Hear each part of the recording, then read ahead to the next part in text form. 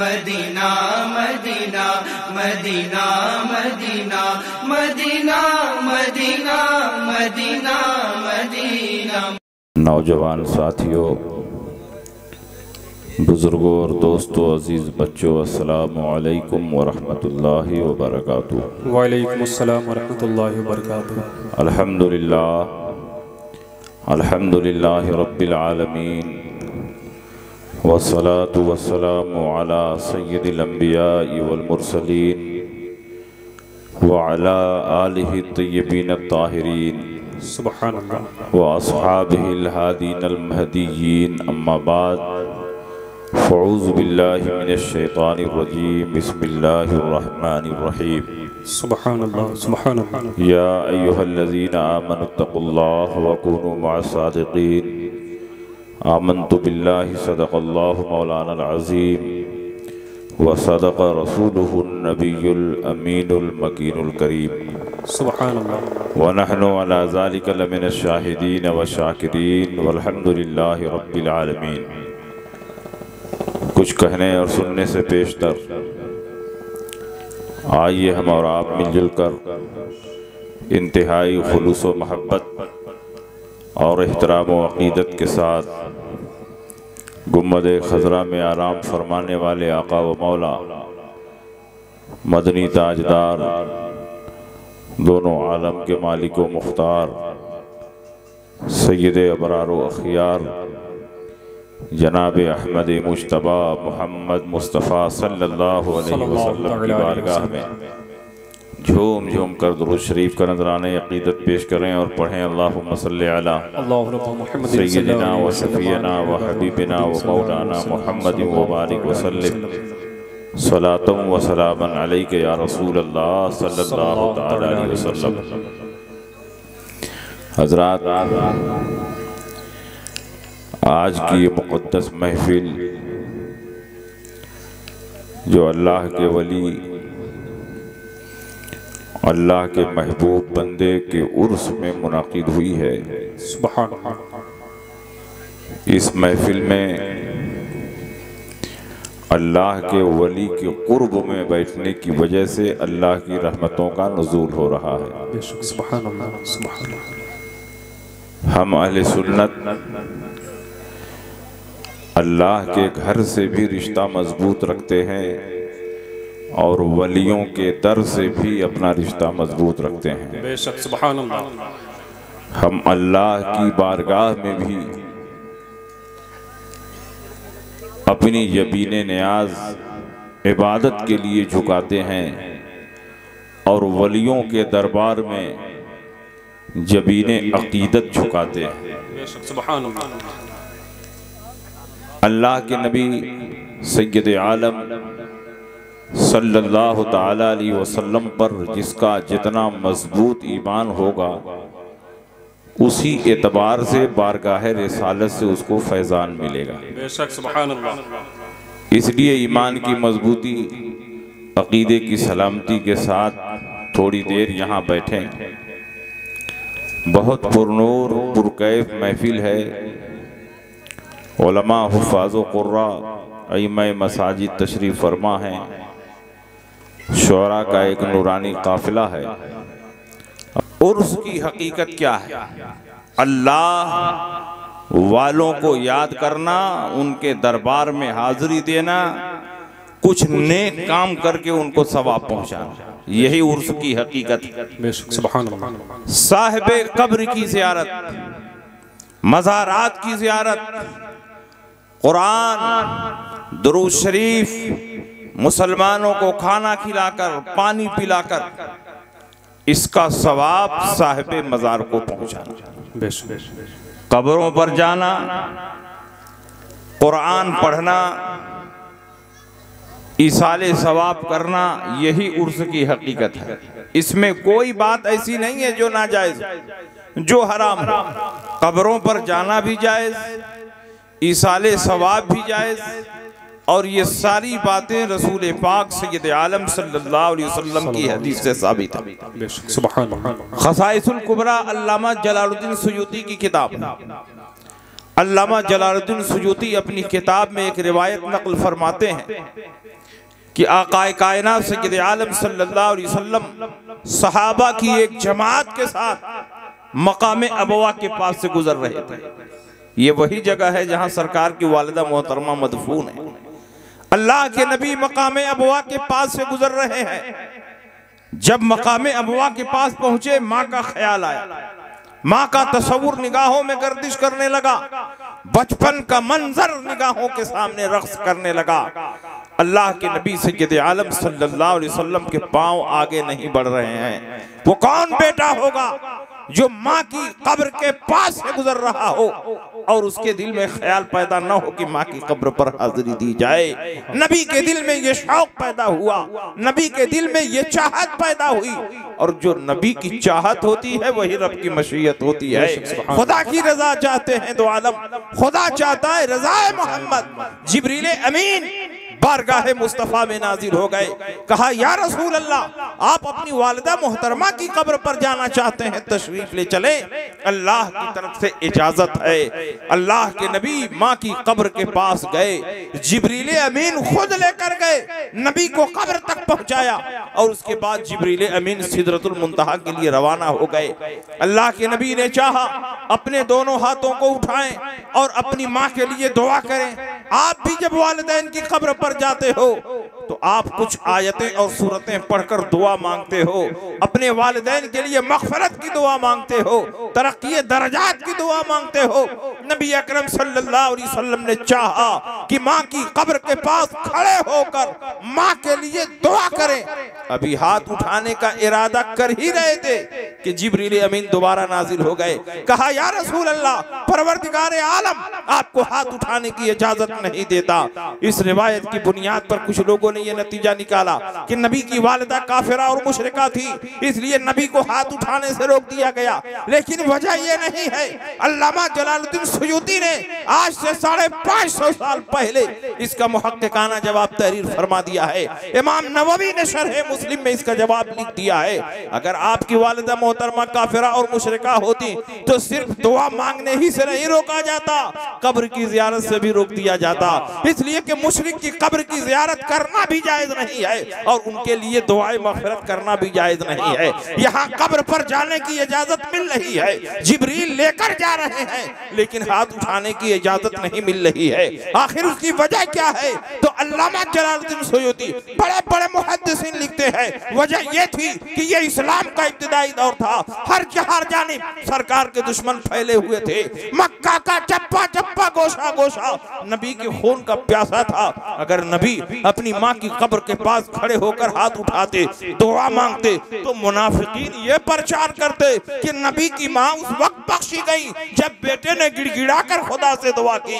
अगर बेटे ने दुआ ना की होती, नबी की माँ की मग़फ़िरत ना होती, नबी की माँ की बख्शिश ना होती, परवरदिगार आलम को ये गवारा ना हुआ कोई दरिदा ज़हन और गुस्ताख नबी की शान में गुस्ताखी करे। इसलिए परवरदिगार आलम ने फरमाया, अरे नबी, आपको हाथ उठाने की क्या जरूरत है? आपकी माँ तो बख्शाई है, और सिर्फ आपकी माँ नहीं, आपका नूर जिन जिन पेशानियों से होता हुआ आमिना तक पहुंचा है, ये सब के सब बख्शाए। सुभान अल्लाह। नारे तकबीर, नारे रिसालत, मसलके आला हजरत, उर्से मुक़द्दस, नारे तकबीर, नारे रिसालत। इनको बख्शवाने के लिए हाथ उठाने की कोई जरूरत नहीं।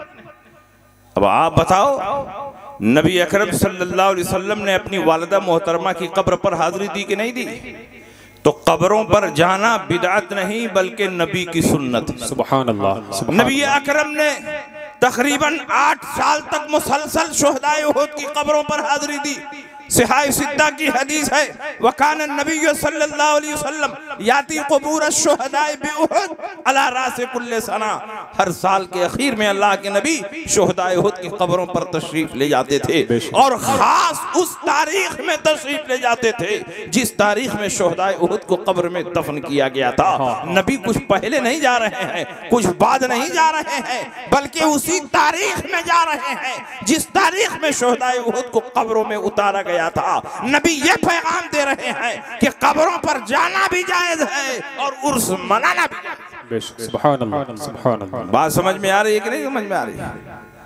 और नबी अकरम सल्लल्लाहु अलैहि वसल्लम जब दुनिया से रुखसत हुए तो हजरत आयशा सिद्दीका के हुजरे में दफन किया गया। नबी को कहाँ दफन किया गया? हजरत आयशा सिद्दीका के हुजरे में। नबी अकरम सल्लल्लाहु अलैहि वसल्लम जब बीमार हुए तो रोजाना आप कहते थे कल मैं किसके पास रहूंगा। अज़वाजे मुतहरात ने समझ लिया कि हुजूर अलैहिस्सलाम हजरत आयशा सिद्दीका के पास जाना चाहते हैं। तमाम अज़वाजे पाक ने कहा या रसूल अल्लाह आप जहां जाना चाहें तशरीफ ले जाएं, आपको हम सब की तरफ से इजाजत है। नबी अदल व इंसाफ का इतना ख्याल रखते थे कि अज़वाजे मुतहरात के दरमियान आप बारी मुकर्रर करते। अज़वाजे मुतहरात ने जब इजाज़त दी हजरत आयशा सिद्दीका के घर तशरीफ लाए और जब नबी का इंतकाल हुआ तो यह हजरत आयशा की खुसूसियत है कि नबी का सर हजरत आयशा के सीने पर था और उसी वक्त नबी अकरम सल्लल्लाहु अलैहि वसल्लम की रूह कफ़्स उनसुर से परवाज़ कर नबी वहीं दफन किए गए। नबी का जहां इंतकाल होता है वहीं दफन किए जाते हैं। ला युक़बज़ु नबिय्युन इल्ला फी अहब्बिल अमकिनति इलैहि। नबी की रूह नहीं कब्ज की जाती है मगर उसी जगह जो जगह सबसे ज्यादा उसको महबूब है। और नबी को सबसे ज्यादा महबूब हुजरे आयशा सिद्दीका था। इसीलिए अल्लाह के नबी अय्यामे अलालत में हजरत आयशा सिद्दीका के घर तशरीफ लाए और हजरत आयशा सिद्दीका ने आपकी तीमारदारी की। नबी का इंतकाल हुआ, हुजरे आयशा में आपको दफन कर दिया गया। अब उसके बाद हजरत आयशा पूरी पाबंदी के साथ हुजूर अलैहिस्सलाम की कब्र पर हाजिरी देती थी। हुजूर अलैहिस्सलाम के बाद सिद्दीक़ अकबर खलीफा हुए, 2 साल तक उमूर खिलाफत को अंजाम दिया। जब आप भी दुनिया से रुखसत हुए, सरकार के पहलू में दफन कर दिया गया, तो अब हजरत आयशा सिद्दीका दोनों कब्रों पर हाजिरी देती। पहले हुजूर की कब्र पर, उसके बाद सिद्दीक़ अकबर की कब्र पर। सिद्दीक़ अकबर के बाद उमर इब्ने खत्ताब की खिलाफत कायम हुई और 8-10 साल तक शाहाना सतवत और जलाल के साथ आपने खिलाफत की है। और जब आप भी दुनिया से रुखसत हुए, सिद्दीक़ अकबर के पहलू में दफन किया गया, तो अब हजरत आयशा तीनों कब्रों पर हाजिरी दे रही हैं। पहले हुजूर की कब्र पर, उसके बाद सिद्दीक़ अकबर की कब्र पर, उसके बाद उमर इब्ने खत्ताब की कब्र पर। लेकिन जब से उमर दफन किए गए हैं, हजरत आयशा सिद्दीका आती हैं तो अपने चेहरे पर नकाब डाल के आती हैं, पूरे जिस्म को चादर से छुपा कर आती हैं। सहाबा ने पूछा उम्मुल मोमिनीन इसकी क्या वजह है? सबसे पहले हुजूर की कब्र बनी, आप आती रही, आपके चेहरे पर नकाब नहीं आया। उसके बाद सिद्दीक़ अकबर की कब्र बनी, आप आती रही, आपके चेहरे पर नकाब नहीं आया। लेकिन जब से उमर इब्ने खत्ताब की कब्र बनी है, अब आप आती हैं तो चेहरे पर नकाब डाल के आती हैं, पूरे जिस्म को चादर से छुपा कर आती हैं। उसकी क्या वजह है? हजरत आयशा सिद्दीका का जवाब सुनो और मसलक आला हजरत की हक्कानियत को अपने माथे की निगाहों से देखो। हजरत आयशा फरमाती है सबसे पहले हुजूर की कब्र बनी, हुजूर मेरे शौहर है, अपने शौहर से कोई पर्दा नहीं होता। उसके बाद सिद्दीक़ अकबर की कब्र बनी, सिद्दीक़ अकबर मेरे बाप है और अपने बाप से भी कोई पर्दा नहीं होता। लेकिन जब से उमर इब्ने खत्ताब दफन किए गए हैं, मैं उमर जैसे गैर महरम से शर्म करती हूँ, इसीलिए अपने चेहरे पर नकाब डाल के आती हूँ। ये रिवायत 1-2 किताबों में नहीं, 4-4 मुस्नद किताबों में मौजूद है। मुस्तदरक लिल हाकिम में, मुस्नद इमाम अहमद इब्ने हंबल में, शरहुस सुदूर बिशरह हालिल मौता वल कुबूर में, मिशकात शरीफ में हजरत आयशा फरमाती हैं फलम्मा दुफिना उमर फमा दखलतु इल्ला व अना मशदूदतुन अला सियाबी हया मिन उमर। जब से उमर दफन किए गए हैं, मैं आती नहीं हूँ मगर चेहरे पर नकाब डाल के आती हूँ। हया मिन उमर, उमर से हया करने की वजह से, उमर से शर्माने की वजह से। आप औरतों का मिजाज अच्छी तरह जानते हैं, औरतें कम मर्दों से शर्माती हैं। जब उनको ये एहसास हो कि कोई मर्द उनको देख रहा है तब शर्माने लगती हैं। गोया हजरत आयशा सिद्दीका दुनिया को ये पैगाम दे रही हैं कि हजरत उमर अपनी कब्र में जिंदा हैं और आने वालों को देख रहे हैं। जब नबी का गुलाम अपनी कब्र में जिंदा है तो नबी की जिंदगी पर मुनाजरा क्यों हो रहा है? नबी की जिंदगी पर मुबाहसा क्यों हो रहा है? इसी अकीदे को आला हजरत ने दुनिया के सामने पेश किया। तो जिंदा है वल्लाह, तो जिंदा है वल्लाह, मेरी चश्मे आलम से चुप जाने वाले। सुभान अल्लाह। नारे तकबीर, नारे रिसालत वल माए अहले सुन्नत, मसलके आला हजरत मुहाफिजान मसलके आला हजरत फैजान हुजूर हाफिज़े मिल्लत।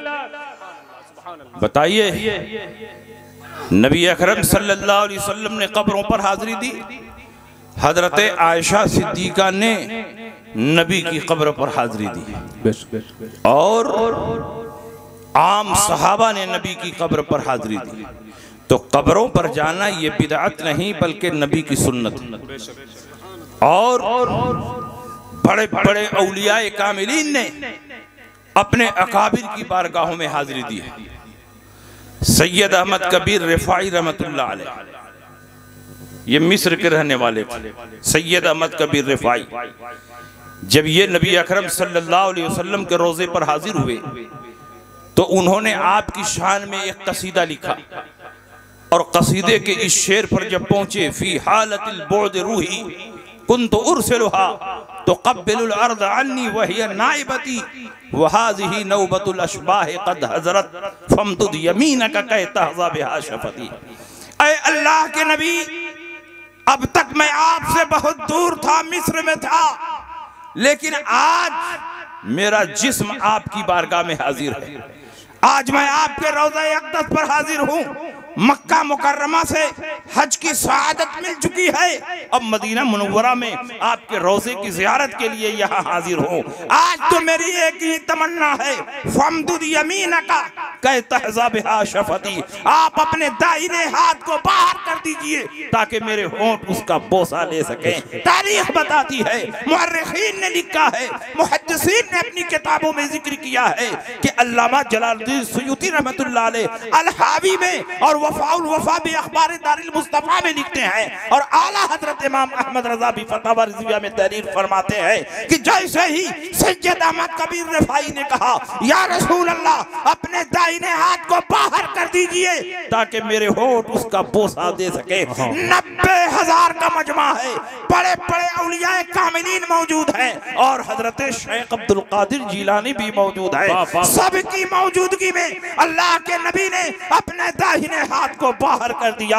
और सैयद अहमद कबीर रिफाई ने 90,000 के मजमा के सामने नबी के दस्ते मुबारक को बोसा दिया। सुभान अल्लाह, सुभान अल्लाह, सुभान। और नबी ने अपने हाथ को फिर अंदर खींच लिया। अब बताओ, सैयद अहमद कबीर रिफाई ने हाजिरी दी कि नहीं दी?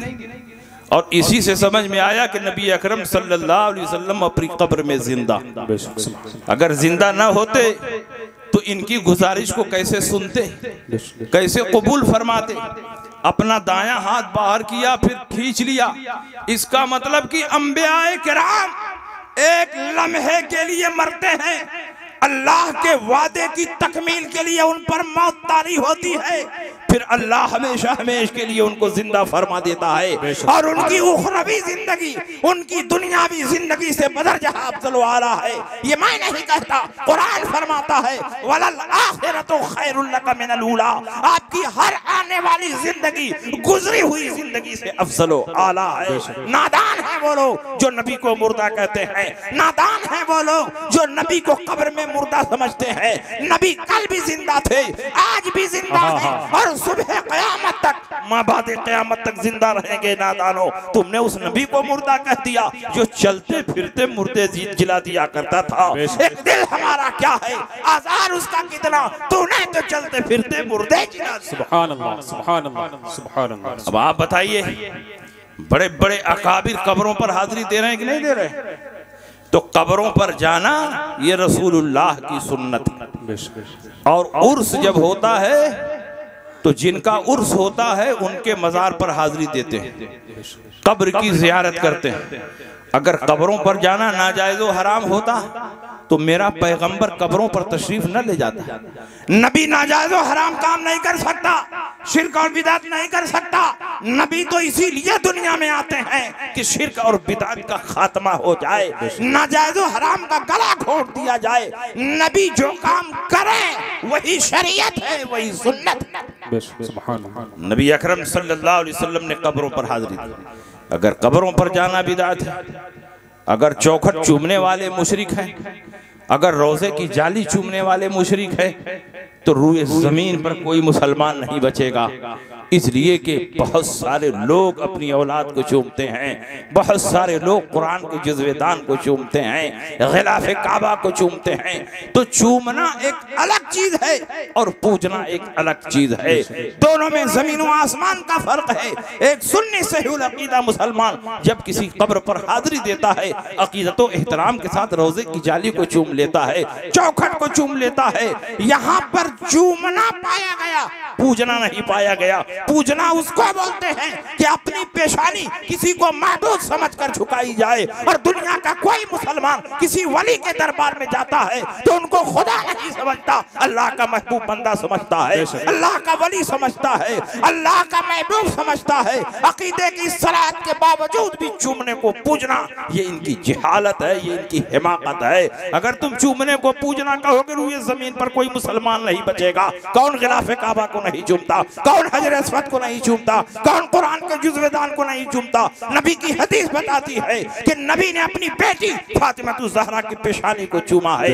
हजरत फातिमा ने नबी के दस्ते मुबारक को चूमा है। मिशकात के शुरू में वफ्द अब्दुल कैस की हदीस है कि जब वक्त के लोग आए, उन्होंने अपने सामानों को छोड़ दिया, सवारियों को छोड़ दिया, भागते हुए नबी की बारगाह में पहुंचे और नबी के पाँव को चूमा, नबी के दस्ते मुबारक को चूमा। तो इन चीजों के चूमने वाले काफिर और मुशरिक हैं, तो रूए जमीन पर मुसलमान कौन है? इसलिए मानना पड़ेगा चूमना एक अलग चीज है और पूजना एक अलग चीज है।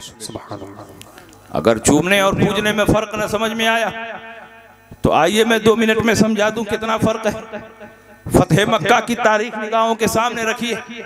अल्लाह के नबी शाहाना सतवतो जलाल के साथ मक्का मुकर्रमा में दाखिल हुए। उस वक्त खाने काबा में 360 बुत रखे हुए थे। अल्लाह के नबी ने हजरत अली को आर्डर किया, सारे बुतों को तोड़कर उनका मलबा बाहर फेंक दो। हजरत अली ने तमाम बुतों को तोड़कर उनका मलबा बाहर फेंक दिया और काबा मुकद्दसा को बुतों की आलाइश से पाक किया।